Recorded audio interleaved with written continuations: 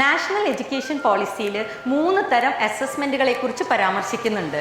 അതിനെ ഒരു സിമ്പിൾ എക്സാമ്പിളിലൂടെ ഒരു ക്ലാരിറ്റി തരാനാണ് ഞാൻ ഉദ്ദേശിക്കുന്നത്. The concept is we are going to prepare a pudding. അപ്പോൾ അതിൽ first one is assessment for learning, that is formative assessment. Teacher is giving instruction how to prepare the pudding. അതിനുശേഷം last വരുന്ന ഒന്ന് assessment of learning, അതായത് complete preparation കഴിഞ്ഞിട്ട് നമ്മൾ കുട്ടികളുടെ ആ ഉണ്ടാക്കിയ പുഡിങ്ങിൻ്റെ ടേസ്റ്റ് നോക്കുക, അതിനെ ബേസ് ചെയ്ത് ചോദ്യങ്ങൾ ചോദിക്കുക. അത് നമ്മൾ സമ്മേറ്റീവ് എക്സാമിനേഷൻ, റിട്ടൺ എക്സാമിനേഷൻ എന്ന് നമുക്ക് പറയാം. പക്ഷേ ഇതിന് രണ്ടിനേക്കാളും ഏറ്റവും ഇമ്പോർട്ടൻ്റ് ആയിട്ട് ഉള്ള ഒരു കാര്യം, നമ്മൾ ഏറ്റവും ലീസ്റ്റ് ഇമ്പോർട്ടൻസ് ആണ് സാധാരണ കൊടുക്കുന്നത്, that is assessment as learning.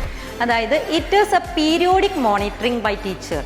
അതായത് നമ്മൾ ഈ പുഡിംഗ് ഉണ്ടാക്കുന്നതിന് ഇടയിൽ തന്നെ നമ്മൾ അതിൻ്റെ ഓരോ സ്റ്റെപ്പുകൾ കുട്ടികൾക്ക് പറഞ്ഞു കൊടുക്കുന്നു. പാല് തളിച്ചതിന് ശേഷം നമ്മൾ ഷുഗർ ഇടുന്നു, അത് ആവശ്യത്തിനുള്ള മധുരമാണോ എന്ന് ടെസ്റ്റ് ചെയ്യിപ്പിക്കുന്നു. അതൊരു സെൽഫ് ലേണിംഗ് കുട്ടികൾക്കാവാം, ഒരു പിയർ അസസ്മെൻറ്റ്, ഒരു പിയർ ലേണിംഗ് ആവാം കുട്ടികൾക്ക്.